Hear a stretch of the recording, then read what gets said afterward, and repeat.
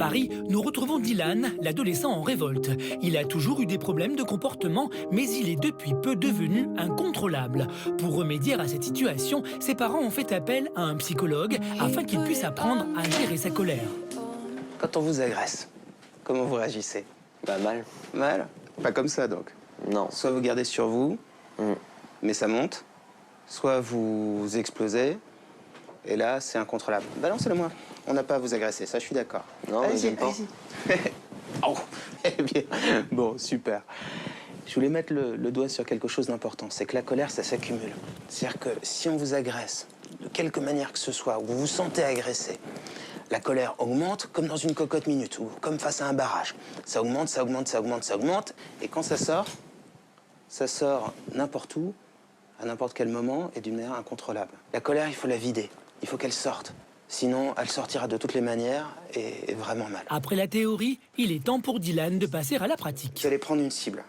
Donc vous imaginez que cette personne est là, et vous allez simplement lui dire non. Mais en sortant la voix et en sortant les gestes, et on va observer ce que ça donne. Allez-y. Non! Non! Non! Non! Non! Non! La voix! Il faut que ça sorte à la voix aussi. Très bien. Non! Non!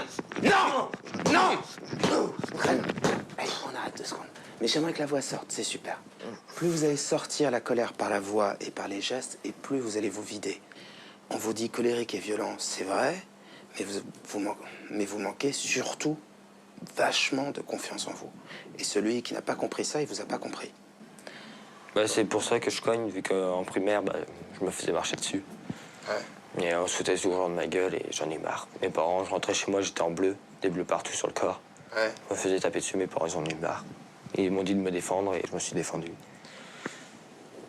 Le self-défense, c'est important, mais il va falloir que vous appreniez à gérer votre colère. Installez-vous, je vous en prie. Je vous invite juste à voir ce qu'on a pu faire aujourd'hui avec quelques techniques très très simples. Vous étiez à bloc, sur les nerfs, à vif.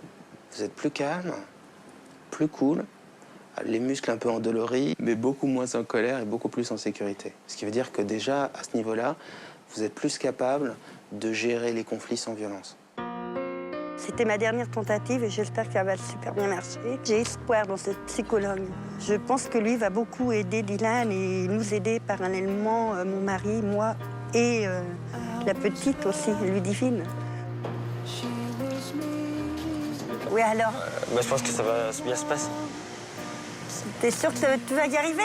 Oui, t'inquiète. C'est vrai? Oui. On va Je réussir. te fais confiance, hein. Après des années de souffrance, Dylan entrevoit enfin le bout du tunnel. C'est l'occasion pour lui de prouver à ses parents qu'il désire s'en sortir.